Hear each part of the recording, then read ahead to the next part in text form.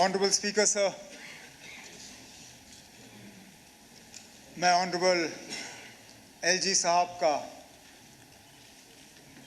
जो 3 तारीख को हाउस के सामने उन्होंने खुतबा पेश किया, उसके लिए उनका शुक्रिया करने के लिए खड़ा हूँ।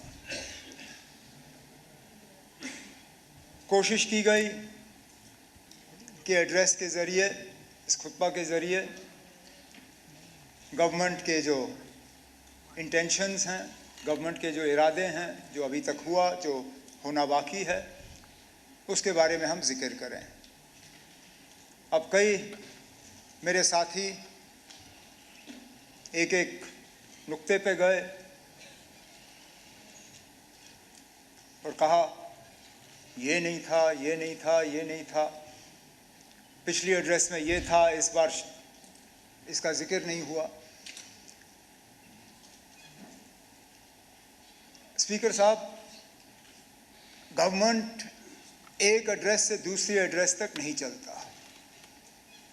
गवर्नमेंट 5 साल इन कंटिन्यूएशन चलता है।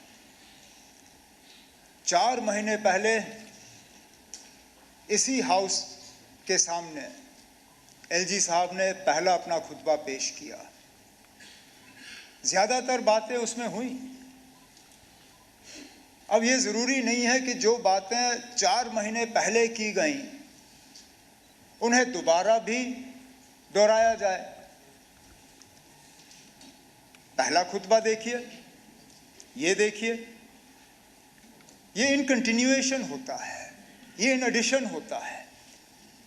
ये खुतबा 4 महीने वाले पहले को रिप्लेस नहीं करता, उसको ऐड कर देता है।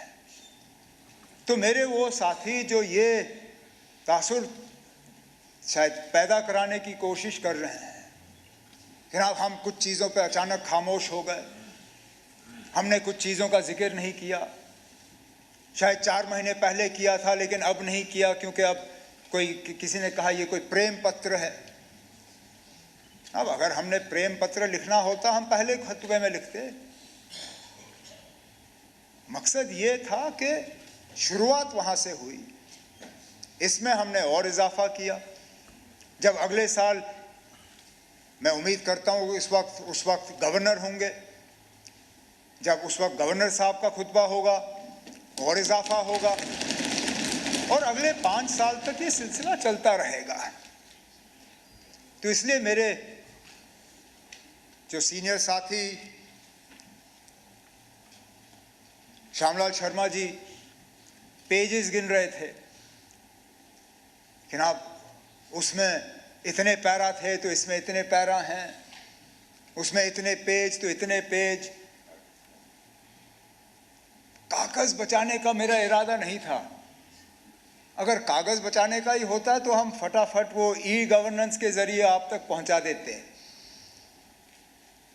थोड़ी सी आपको हम राहत पहुंचाने की कोशिश कर रहे थे, इस बात का एहसास रखते हुए कि अगर एलजी साहब का खुतबा हम 1-1.5 घंटा रखते आपको सुनना पड़ता। अब कल ठीक इसी जगह लगभग 11, सवा 11 बजे आपको फिर मेरा ही भाषण सुनना होगा, कोई 2, सवा 2 घंटे, वो भी अंग्रेजी में। तो हमने सोचा ना, जब गवर्नर साहब ने 4 महीने पहले इतना लंबा सारा खाका आपके सामने खींचा, तो इस बार इसको थोड़ा कंसाइज करके बाकी बातें हम बाद के लिए रखेंगे। तो इसमें ऐसी कोई बात नहीं है कि हम अपना एजेंडा निकाल रहे हैं या किसी चीज़ पे हम खामोश रहना चाहते हैं।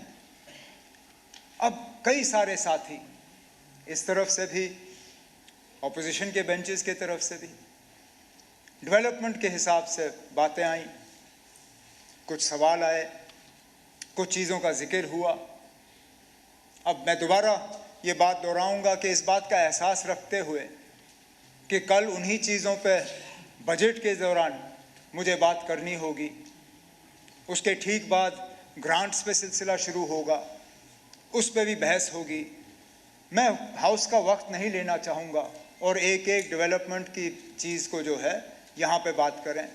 कल बजट के सिलसिले में शुरू हो ही जाएगा और आने वाले कुछ दिनों पे हर इशू जो यहाँ ऑनरेबल मेंबर ने टच किया, हर महकमे को लेके, उन पे हम जो है अपना जवाब दे देंगे।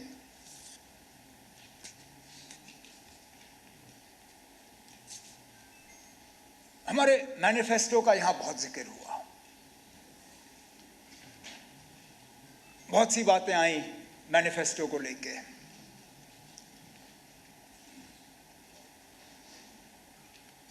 हमने सोच समझ के वो डॉक्यूमेंट तैयार किया। जम्मू कश्मीर के आवाम के साथ वो हमारा वादा है।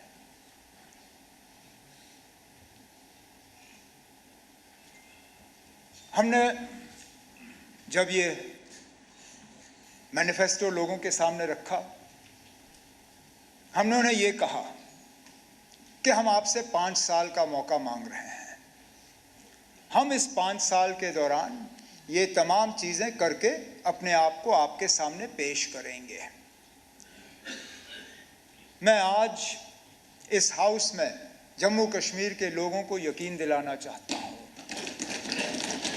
कि जो बातें A to Z, जो बातें हमने अपने मैनिफेस्टो में की हैं, हम इन आने वाले 5 साल में उन बातों पे कायम रह के उनको पूरा करेंगे। उनमें जो कैदियों के हवाले से बात हुई, अब मैं इसमें सियासत में उलझना नहीं चाहता हूं, नहीं तो बहुत कुछ कहा जा सकता है इन कैदियों के बारे में, जिन पे 2016 में केस लगे थे और उनसे केस वापस लेने के वादे हुए जो फिर नहीं हुआ। जो टर्मिनेशंस की बात यहाँ पे हुई सरकारी मुलाजमों की, उसका सिलसिला किस दौर में शुरू हुआ वो हम सब जानते हैं, लेकिन सिलसिला रुक जाना चाहिए, उस पे हम वादाबंद हैं और हम अपने वादे पे कायम रहेंगे। अब लीडर ऑफ द ऑपोजिशन साहब ने ये कहा कि हम PSA इस्तेमाल करते हैं तो क्या गुनाह करते हैं। अब अगर PSA ही आपका हथियार है तो आपका केस कमजोर है ना। आप मान के चलिए, अगर आप सिर्फ PSA के बुनियाद पे इन लोगों को जेल में रख रहे हों सालों साल, इसका मतलब ये है कि आपके पास इनको प्रोसिक्यूट करने की कोई सबूत है नहीं, आपके पास इनके खिलाफ कोई केस है नहीं, आप सिर्फ PSA के जरिए जो है इनको बंद रख रहे हैं। अगर वाकई जो आप कहते हो कि ये पत्थरबाज हैं, ये OGW हैं, ये वे हैं, तो प्रिवेंटिव डिटेंशन की जरूरत क्यों? प्रिवेंटिव डिटेंशन की जरूरत वहां पड़ती है जहां आप और कोई केस बना नहीं सकते हो। आपने मेरे खिलाफ PSA लगाया क्योंकि मुझे बंद करने के लिए आपके पास और कुछ था नहीं। आपने पहले प्रिवेंटिव डिटेंशन में मुझे 6 महीने बंद रखा, जब वो अरसा बीत गया और कुछ चाहिए था आपको, आपके पास और कुछ था नहीं, तो PSA लगा के मुझे बंद कर दिया। ये जो 400 PSA में बंद हैं, अगर वाकई जो आप कहते हो सही है, क्योंकि आज पुलिस और लॉ एंड ऑर्डर मेरे पास है नहीं, तो जो आंकड़े आपके पास आ जाते हैं वो मेरे पास नहीं आते। आप ब्रीफिंग लेके आते हो, मेरे पास वो ब्रीफिंग है नहीं। अगर जो आप कहते हो जनाब वो ये हैं वो हैं, मुल्क के खिलाफ इन्होंने कार्रवाई की, तो PSA के बजाय उन पे केस करिए, प्रोसिक्यूट करिए, जेल की सजा दिलाइए, फिर जाएं जेल में। लेकिन अगर सिर्फ PSA के बुनियाद पे आप उनको बंद रखते हो तो कहीं ना कहीं आपके कहने में और जमीनी हकीकत में थोड़ा सा फर्क है।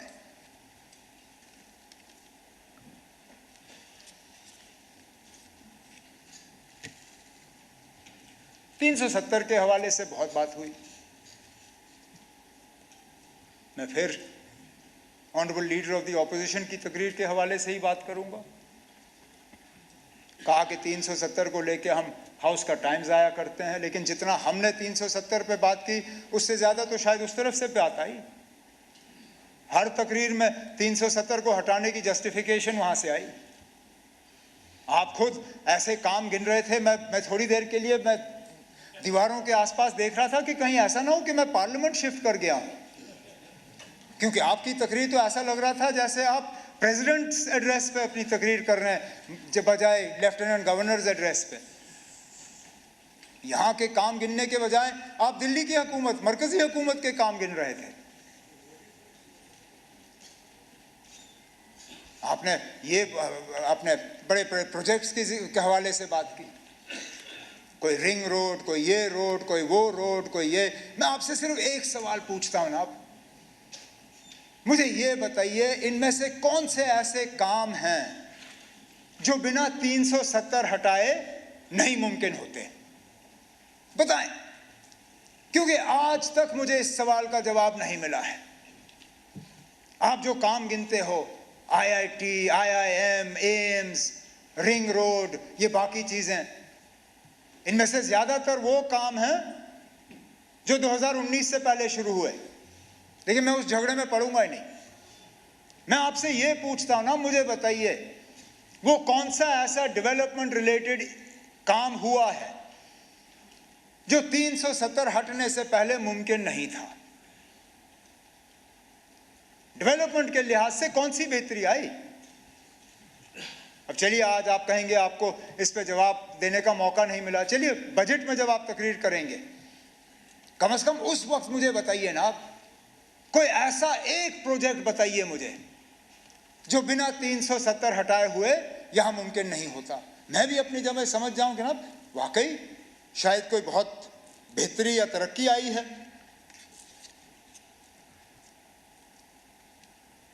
पॉलिटिकल रिजर्वेशन के हवाले से बात हुई कि आप 370 हटा तब पॉलिटिकल रिजर्वेशन मुमकिन हुआ।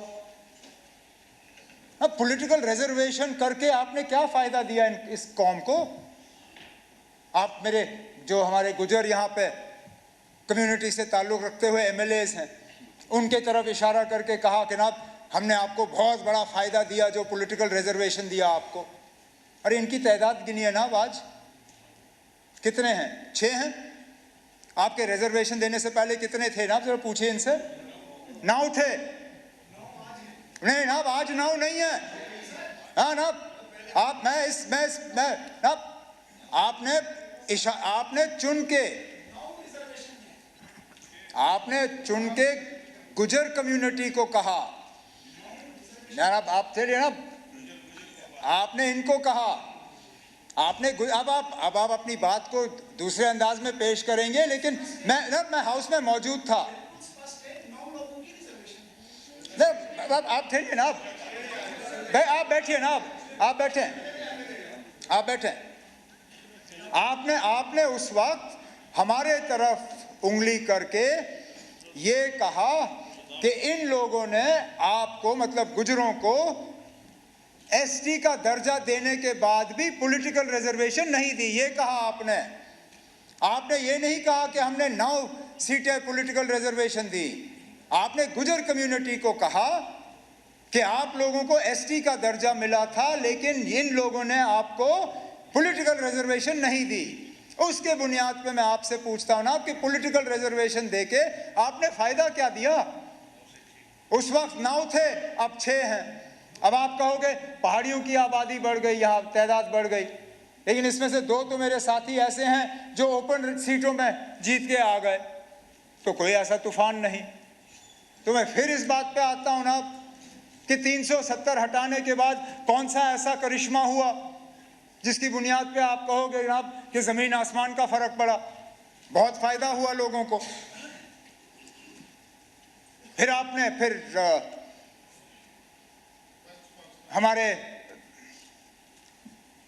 हमारे साथी शक्ति परिहार साहब ने अपनी तकरीर में शुरू में ही कहा कि 370 जो है वो जम्मू कश्मीर में करप्शन, नेपोटिज्म और एक और अंग्रेजी अल्फाज इस्तेमाल किया जो मुझे याद नहीं है, टेररिज्म। चलिए एक सेकंड के लिए टेररिज्म, मैं ये जब टेररिज्म की मैं बात सुनता हूं तो मैं थोड़ा परेशान। एक सिस्टर अमृतसर में ब्याही हुई है, उसके हस्बैंड की डेथ हो गई थी, वो हमारी प्रॉपर्टी को नहीं ले सकती थी, आज वो दे रहे हो। मैं आ रहा हूं ना, मैं आ रहा हूं उस बात पे, मैं आ रहा हूं उस बात पे, मैं उस बात पे भी आ जाऊंगा, मैं उस बात पे भी आ जाऊंगा। टेररिज्म, अभी तक तो लीडर ऑफ द ऑपोजिशन साहब कह रहे थे कि यहां पे टेररिज्म के लिए पाकिस्तान कसूरवार है, इसलिए हम पाकिस्तान से बात नहीं करेंगे। लेकिन शक्ति परिहार साहब कहते हैं कि टेररिज्म यहां पे 370 की बदौलत है। अब खुदारा मुझे बताइए ना, टेररिज्म 370 की बदौलत है या पाकिस्तान की बदौलत? अगर टेररिज्म 370 की बदौलत है तो फिर पाकिस्तान से बातचीत के लिए आपको एतराज क्यों? और अगर पाकिस्तान कसूरवार है 370 के लिए, टेररिज्म के लिए, तो फिर 370 को इसके लिए दोषी क्यों ठहराते हो? और 370 को हटाने के बाद जो बिलखसूस जम्मू में टेररिज्म बढ़ी, उसके लिए कौन कसूरवार? जिन इलाकों को मैं दावे से कहता हूं हमने अपनी हुकूमत, कांग्रेस नेशनल कॉन्फ्रेंस की हुकूमत जिसमें सलातिया साहब और श्यामलाल शर्मा साहब मेरे साथ मंत्री थे, इतना बड़ा जम्मू का हिस्सा हमने पूरा जी टेररिज्म से मुक्त किया था। पूछिए इनसे, कम से कम इस बात पे तो ये इनकार नहीं कर सकेंगे। कब हुए जम्मू शहर में हमले जब हम मंत्री थे? कब हुए रियासी में हमले जब हम मंत्री थे? कब हुए यात्रियों पे हमले जब हम मंत्री थे? कब हुए रजौरी बाजार में हमले जब हम मंत्री थे? नहीं हुए। मैं अब कितने, मैं गिनना नहीं चाहता हूं, नहीं तो गिनने की, अगर मैं गिनना शुरू कर गया तो फिर कोई एंड नहीं होगा इसका। लेकिन मेरा कहने का मतलब यह है ना, अगर अकेले 370 ही जम्मू कश्मीर में टेररिज्म के लिए जो है कसूरवार है, तो हटाने के बाद बंद हो जाना चाहिए था। नहीं हुआ ना, तो इसमें भी फेल, इसमें भी फेल। फिर नेपोटिज्म की तो मैं बात करूंगा ही नहीं, क्योंकि उसमें कोई पार्टी जो है वो कहते हैं ना हमाम में सब नंगे, ना हम नेपोटिज्म की बात कर सकते हैं ना आप, तो छोड़ दीजिए उसको। अब करप्शन की हम बात करें, 370 करप्शन के लिए जो है जिम्मेदार था, और हटने के बाद अब करप्शन है नहीं। जल जीवन मिशन पे सबसे ज्यादा शोर किसने किया ना? सबसे ज्यादा शोर जल जीवन मिशन पे किसने किया? क्या कहा? जुगाड़ जीवन मिशन? हाँ, जुगाड़ू जीवन मिशन, जल जुगाड़ मिशन, कुछ ऐसा ही कहा। ये मेरे अल्फाज नहीं है, उस तरफ से आए। हम एज मिनिस्टर, अब शायद कहना नहीं चाहिए, लेकिन हम आपस में बैठ के ये बात करते हैं कि अगर क्वेश्चन आवर में पहले 2 सवाल जो हैं वो जल जीवन मिशन के हों, हमारा काम आसान हो जाता है, क्योंकि 40-45 मिनट तो इसी बेचारे जावेद राणा साहब के ही निकल जाते हैं। क्योंकि आप में से कोई ऐसा नहीं है जो जल जीवन मिशन को लेके परेशान नहीं या शिकायत नहीं करता। एक चलिए, माइनिंग पे करप्शन पे इल्जाम आपने लगाए, हमने नहीं। हमने तो इसका कभी जिक्र ही नहीं किया। इस सेशन से पहले जल जीवन मिशन के बारे में शिकायतों का आपने हमसे तो सुना नहीं होगा। जमीनों के मामलों में करप्शन की बात, मिस गवर्नेंस की बात, कन्वर्जन ऑफ लैंड यूज, वो हमारी बदौलत नहीं, वो सब पोस्ट 370 आया, जिसकी बात श्यामलाल शर्मा साहब ने क्वेश्चन आवर के दौरान इतने जोरों शोर से किया। वो सारा कानून तो 370 हटने के बाद आया। तो फिर मैं पूछता ना, क्या बेहतरी आई? करप्शन भी नहीं रुका, मिस गवर्नेंस भी नहीं रुका। अब ठीक है, आप कहते हो कभी नहीं आएगा, हम कहते हैं हम वापस लाएंगे। वो कहते हैं उम्मीद पे दुनिया कायम है। ठीक है ना, हम अपनी उम्मीद की दुनिया में रहेंगे, आप अपनी दुनिया में रहो, देखते हैं कौन सही निकलता है। लेकिन ये मुझे मत कहिए ना कि अब सुप्रीम कोर्ट का मोहर लग गया है। मैं वकालत नहीं जानता हूं, शायद मुझे नहीं मालूम अगर आपने वकालत की होगी या नहीं, लेकिन आपके आसपास काफ़ी मतलब अच्छे हट्टे कट्टे वकील बैठे हैं ना। ये भी जानते हैं ना कि अदालत का फैसला दूसरी अदालत में टाला जा सकता है या बदलाया जा सकता है। सुप्रीम कोर्ट में 3 जज का बेंच जो है 5 जज का बेंच बदला सकता है, 5 जज का बेंच 7 जज का बेंच बदला सकता है। जब तक पूरा बेंच नहीं बैठता तब तक फैसले बदलाए जा सकते हैं। अब क्या इस तरह के हालात मुल्क में पैदा होंगे या नहीं होंगे, आप कैसे कह सकते हो ना? ठीक है ना, अब आपके पास कौन सी ऐसी जादू की छड़ी है कि आप कह सकते हो कि इस तरह के हालात कभी मुल्क में बनेंगे नहीं? मैं तो ये दावा कर नहीं सकता हूं। ये दावा लोग करते जब बीजेपी के 2 एमपी थे राजीव गांधी साहब के वक्त में। उस वक्त कभी सोचा जा सकता था कि मुल्क में इस तरह के हालात होंगे, लेकिन बन गए। क्या पता ना अब आगे क्या होगा। हम फिलहाल इस पे बात करते रहेंगे, वो हमारा हक है। ये हक आप आपसे छीन नहीं सकते, क्योंकि जो हम बात कर रहे हैं वो इस मुल्क के आईन के तहत कर रहे हैं। अब मैं इस बात में पढ़ूंगा ही नहीं कि टेम्पररी स्टेटस था या नहीं था।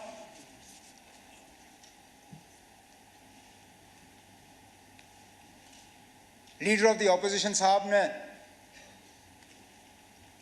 महाराजा साहब के हवाले से कहा कि हम बार बार उनका इंसल्ट करते हैं, अपमान करते हैं।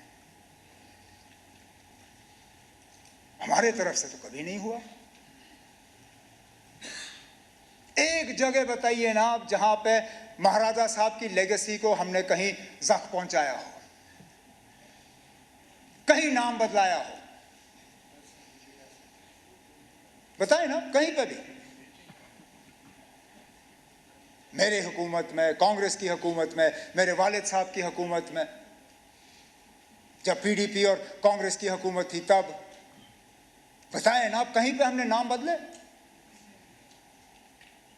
प्रताप सिंह पार्क आज भी प्रताप सिंह पार्क, एसएमजीएस अस्पताल आज भी एसएमजीएस अस्पताल, एसएमएचएस अस्पताल आज भी एसएमएचएस अस्पताल।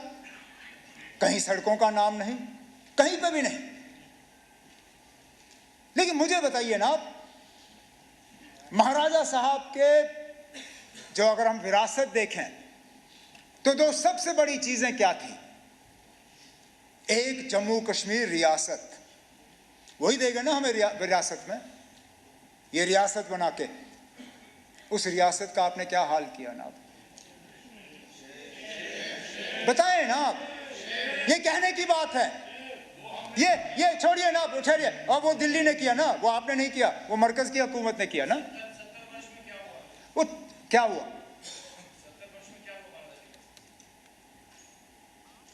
विरासत मैं विरासत की बात कर रहा हूं ना। अब महाराजा बहादुर ने विरासत में जम्मू कश्मीर का एक नक्शा आपको दिया। चलिए, एक हिस्सा पाकिस्तान के पास में, उस पर भी आज फॉरेन मिनिस्टर साहब ने कहा है कि हम वापस लेके आएंगे। किसने रोका? मुझे बताइए ना, किसने रोका? हमने कभी कहा कि मत लाओ? कभी कहा? हम कहते हैं अगर लाना है तो लाइए। अच्छा, यहां पे तकरीरों में कांग्रेस को आड़े हाथों लिया गया। आपने हाजी पीर छोड़ा, आपने ये छोड़ा, आपने वो छोड़ा। खुद बताइए ना, जब करगिल का वार हुआ क्या वापस लाया? वो मौका था ना, लाते। मौका मिल गया था, बहाना था आपके पास। पाकिस्तान ने हमला किया था, अगर लाने का इतना शौक था उस वक्त लाते। नहीं लाए, चलिए कोई बात नहीं, उस वक्त नहीं हो पाया। आज अगर ला सकते हो लाइए ना। हम में से कौन सा ऐसा है जो कहे ना लाए? ला सकते हो तो लाइए। लेकिन उसके साथ साथ जब आप वो नक्शा देखते हो ना जम्मू कश्मीर का, उसमें जम्मू कश्मीर का एक हिस्सा पाकिस्तान के पास है, ठीक, लेकिन एक हिस्सा चीन के पास भी है। उसकी बात क्यों नहीं होती? उसका जिक्र क्यों नहीं होता? जब आप जब आप लाएंगे ना, मेहरबानी करके जब ये थोड़ा सा हम पे एहसान करिए, जब उस तरफ का लाएंगे तो जो चीन के पास है ना वो भी लाइएगा। लेकिन चलिए वो 2 हिस्से जो चले गए वो छोड़ दीजिए। जो महाराजा साहब ने जम्मू कश्मीर का नक्शा बनाया था उसके भी आपने 2 हिस्से किए, लद्दाख को अलग किया। अब आप कहते हो लद्दाख के लोग ये चाहते थे, कभी पूछा आपने उनसे? कभी मालूम करने की कोशिश की? पहले दिन से करगिल के लोग इस फैसले के साथ नहीं थे, ठीक? आज अक्सर बेशतर लद्दाख की आबादी जो है, बौद्ध आबादी, वो भी इस फैसले के साथ नहीं है।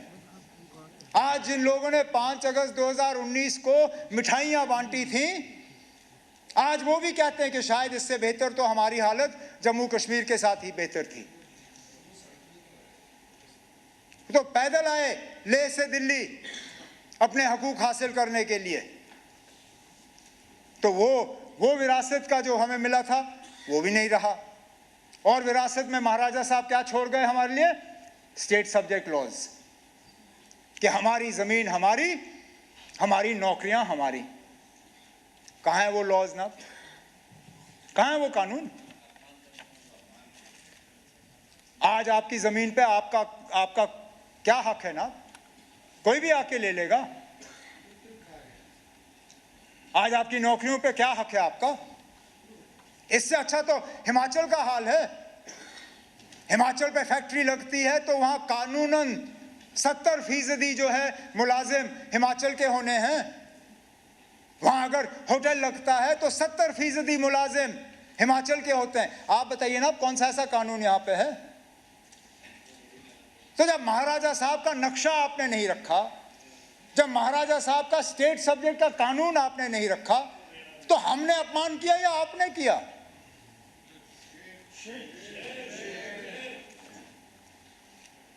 लेकिन चलिए कर लिया। फिर 13 जुलाई पे आप नाराज हुए, आपने वो अल्फाज इस्तेमाल किए जो स्पीकर साहब ने मजबूरन उनको एक्सपंज करना पड़ा। लेकिन अब आपकी और हमारी सियासी सोच बिल्कुल अलग है। आपकी आइडियोलॉजी हमारी आइडियोलॉजी, उनमें कोई मेल नहीं है। लेकिन कम से कम जब हम अल्फाज इस्तेमाल करें तो सोच समझ के करें। उन 22 लोगों ने जो 13 जुलाई 31 को कुर्बानी दी, वो किस लिए दी? एक आवाज हासिल करने के लिए, कुछ हकूक हासिल करने के लिए। और अगर उनका वो करना गलत होता, महाराजा साहब ने उनकी कुर्बानी के बाद जो कदम उठाए, क्यों उठाए? जो ग्लैंसी कमेटी बिठाई गई, जो जस्टिस दलाल कमीशन बिठाया गया, क्यों बिठाए गए? जो उस कमीशन के बाद इलेक्शन का अनाउंसमेंट हुआ, जो इलेक्शन करके प्रजा सभा बनी, वो प्रजा सभा आखिर में जम्मू कश्मीर की असेंबली बनी। अरे नाब, जिन कुर्बानियों के बुनियाद पे ये असेंबली कायम हुई,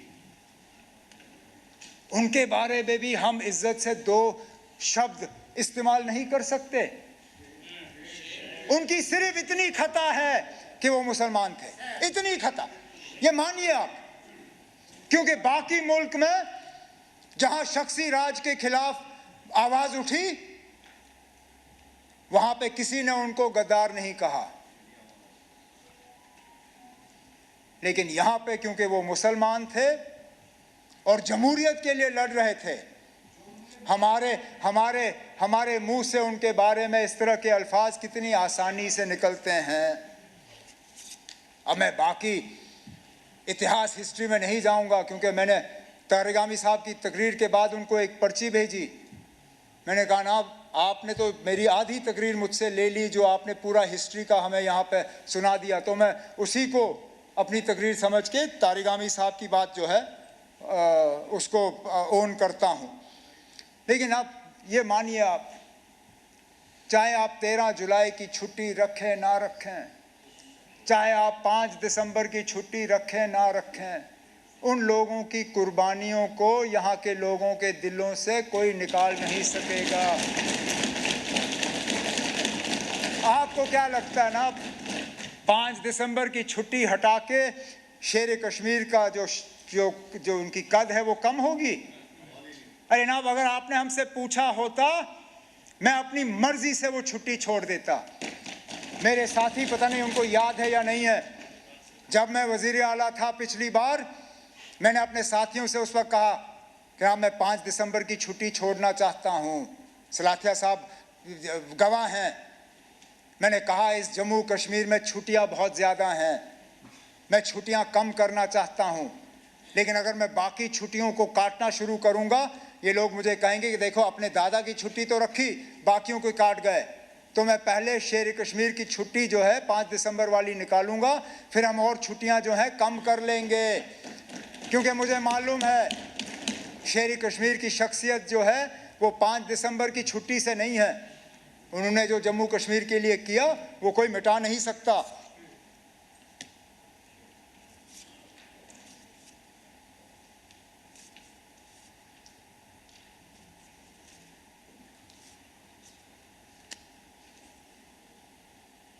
स्टेटहुड का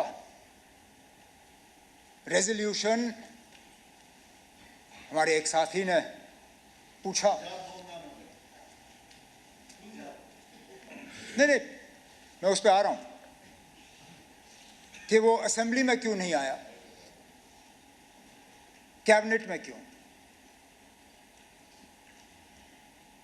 असेंबली में सिर्फ इसलिए नहीं लाया गया क्योंकि हमें तो ये शक था कि यहाँ पे कोई ऐसी पार्टी या कोई ऐसा शख्स नहीं है जो स्टेटहुड के हक में नहीं है। लेकिन अगर सजाद साहब को शक है कि यहाँ कुछ लोग ऐसे हैं जो स्टेटहुड के हक में नहीं हैं, लाएं रेजोल्यूशन। मैं आज कहता हूँ ना, हमारे तरफ से सारे मेंबर उसके हक में वोट डालेंगे। वैसे भी शायद कल या परसों इन्होंने वैसे भी हाथ ऊपर करवा के 2 रेजोल्यूशनें तो यहाँ पास करा ही दी, ये वाला भी पास करा देते, हम अभी वहाँ हाथ ऊपर कर लेते। नहीं ना, ये वाला अब इनसे बात करके करवा लीजिए, लाइए ना, इनसे मशवरा कर लीजिए, आपके वहाँ बैठे हुए हैं, लाएं ना, हमें कोई एतराज़ नहीं है। लेकिन उसके साथ साथ जब तक हमें स्टेटहुड वापस नहीं मिलता, तब तक गवर्नेंस पे क्लैरिटी के लिए जो बिजनेस रूल्स जो हैं उन्हें फ्रेम करने की ज़रूरत थी। अब बेशक थोड़ा वक्त लगा, लेकिन कल रात को कोई 8 बजे के आसपास हमने कैबिनेट की मीटिंग की, हमारे बिजनेस रूल्स जो हैं वो फ्रेम हो गए हैं, कैबिनेट ने उनको मंजूरी दी है। उस मंजूरी को अब लेफ्टिनेंट गवर्नर साहब के पास भेजा हुआ है और उम्मीद की जा रही है कि उस पर जो है मंजूरी दिलवाई जाएगी, ताकि कम से कम जब तक ये सिस्टम जो है हमारा है, मैं तो मान के चल रहा हूँ कि टेम्पररी है, लेकिन जब तक है ठीक तरह से चलना चाहिए, कोई कन्फ्यूजन की गुंजाइश रहनी नहीं चाहिए। वो कन्फ्यूजन कम हो, उसके लिए ये जो बिजनेस रूल्स हैं ये चलें आगे तो अच्छा है।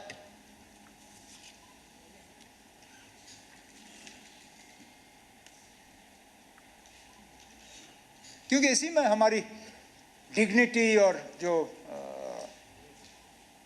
रिस्पेक्ट ऑफ द इंस्टीट्यूशन, जिसके हवाले से श्यामलाल शर्मा जी ने सुबह भी बात की, अपनी तकरीर में भी कहा, आधा तो हमारी डिग्निटी तो इस स्टेटहुड के जाने से ही चली गई ना। इससे पहले जब एमएलए थे, वारंट ऑफ प्रेसिडेंस में आपका क्या नंबर था ना? आज क्या नंबर है? हाँ, आज क्या है? आज पता नहीं हम कहीं खाते में है भी या नहीं। मेरा नंबर एज चीफ मिनिस्टर, जब मैं इससे पहले यहाँ खड़ा था, मैं यूनियन कैबिनेट मिनिस्टर के बराबर था। अपनी रियासत में तो यूनियन कैबिनेट मिनिस्टर से भी ऊपर। आज तो पता नहीं मैं एमओएस के नीचे कहीं घूम रहा हूँ। तो dignity end of the institution और ये सारा, ये भी इसमें जुड़ा हुआ है। तभी तो हम लड़ रहे हैं ना। अब ये स्टेटहुड की लड़ाई हम अपने लिए नहीं लड़ रहे हैं, ये मेरी अपनी लड़ाई नहीं है, ये जम्मू कश्मीर के फायदे के लिए लड़ाई है। क्योंकि जो चीजें हम करना चाहते हैं उनमें से कई सारी ऐसी चीजें हैं जिनको अमली जामा हम तब पहना पाएंगे जिन चीज़ों को वापस लेने की ज़रूरत है, जिन चीज़ों को बदलने की ज़रूरत है,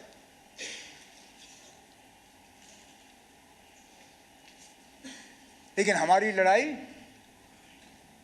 एक सच की लड़ाई है, इंसाफ की लड़ाई है, कानून की लड़ाई है और जम्मू कश्मीर के लोगों को एक राहत की सांस लेने की लड़ाई जो है हम लड़ रहे हैं और इस लड़ाई में हम पीछे नहीं हटेंगे। बीच बीच में कुछ लोग हमें डराने की, धमकाने की, खामोश कराने की कोशिश करते हैं, लेकिन हम खामोश रहने वाले लोग नहीं हैं। हम जम्मू कश्मीर के लोगों के हकूक़ के लिए, जम्मू कश्मीर के लोगों के बका के लिए, जम्मू कश्मीर की तरक्की के लिए, जम्मू कश्मीर के भाईचारे के लिए अपनी लड़ाई जारी रखेंगे। स्पीकर साहब, मुझे कल इससे ज़्यादा लंबी तकरीर करनी है। पानी का एक कतरा शाम के 6:35 से पहले पीने की इजाज़त भी नहीं है, तो कल की तैयारी करने के लिए मैं आज अपनी तकरीर यहीं पे समाप्त करूंगा।